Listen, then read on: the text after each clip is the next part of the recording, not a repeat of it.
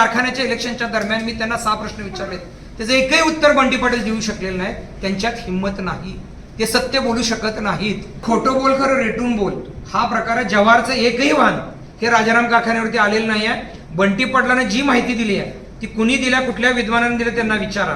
आजपर्यंत महाडिक साहेबांनी किंवा महाडिक गटानं बंटी पाटलांच्या कुठल्या कार्यालयावर दगडफेक केली आहे, कुठल्या त्यांच्या कार्यकर्त्याला मारहाण केली आहे किंवा आणि कुठं काय असं दादागिरी केली आहे. पण आज त्यांच्याकडून सातत्यानं काय होतंय, त्यांचं खतपाणी असल्याशिवाय ते करू शकत नाही.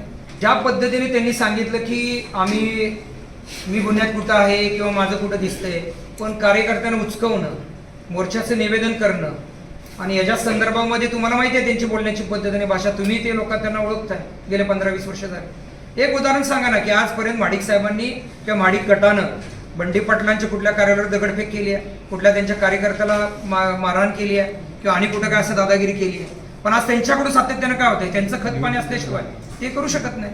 त्यांचं धाडस आणि त्यांची साथ आहे. ह्याच्या पाठी मग व्हिडिओ शूटिंग मध्ये पण बघेल त्यांचा संपर्क झालेला आहे. उलट आम्ही तर म्हणतोय की त्याचे कॉल लॉग डिटेल्स काढा, त्यांच्यावर फिरणाऱ्या लोकांबरोबर कोणी त्यांचे काढा आणि ज्यांनी खरोखर केलं ते आज आम्ही सगळे संचालक मंडळापेक्षा आज कर्मचारी असतील किंवा कोल्हापूर जिल्ह्यातला सगळा शेतकऱ्यांचा मुलगा असेल, शेतकरी असतील, ते सुद्धा बावड्यात येताना आज घाबरणार.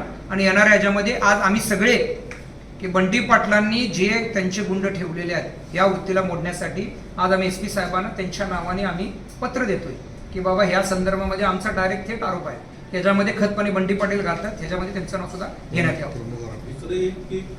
पारिपत्र जे आहे त्या पारिपत्रावर तुम्ही त्यांची नाव विरोधक असे लिहिले आणि त्यांना डावलून असा एक कागद कारखान्याचा दाखवावा आणि कारखाना असं कधीच लिहून देत नाही.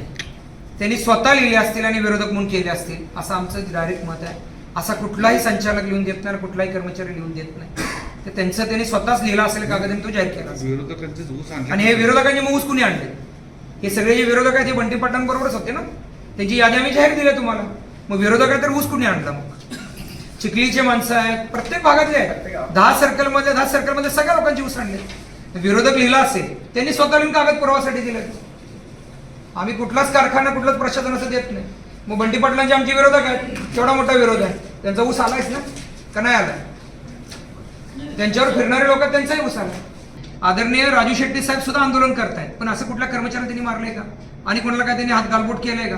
बघा तुम्ही, शेतकरी आंदोलन करतो पण ते शांत पद्धतीने त्याच्या न्यायासाठी लढत असतो. कारखाना बंद पडला त्याचा ऊस तुम्हाला गाळप करायला एका रात्रीत हा खोटं बोल खरं रेटून बोल हा प्रकार आहे. जव्हारचं एकही वाहन हे राजाराम कारखान्यावरती आलेलं नाही आहे. बंटी पाटलांना जी माहिती दिली आहे ती कुणी दिल्या, कुठल्या विद्वानांनी दिलं त्यांना विचारा.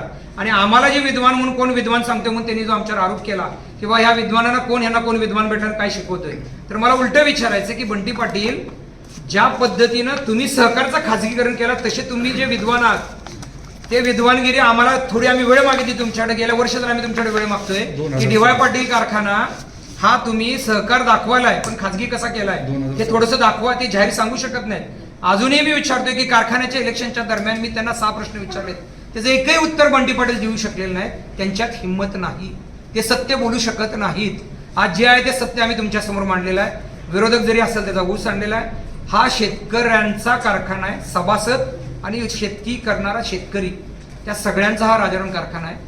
इथून पुढे सुद्धा ह्याच्या पाठीमागे सुद्धा येणाऱ्या काळात सुद्धा शेतकऱ्यांना न्याय द्यायची भूमिका आमची सर्व संचालक आदरणीय महाडिक साहेब यांच्या माध्यमातून आम्ही सगळे काम करणार आहोत. संदीप नेसदारांचा एकदाच ऊस गेला, 10 वेळा MDना संदीप नेसदार भेटलेत, मात्र MDने मुक्तपणाने उत्तर दिली असं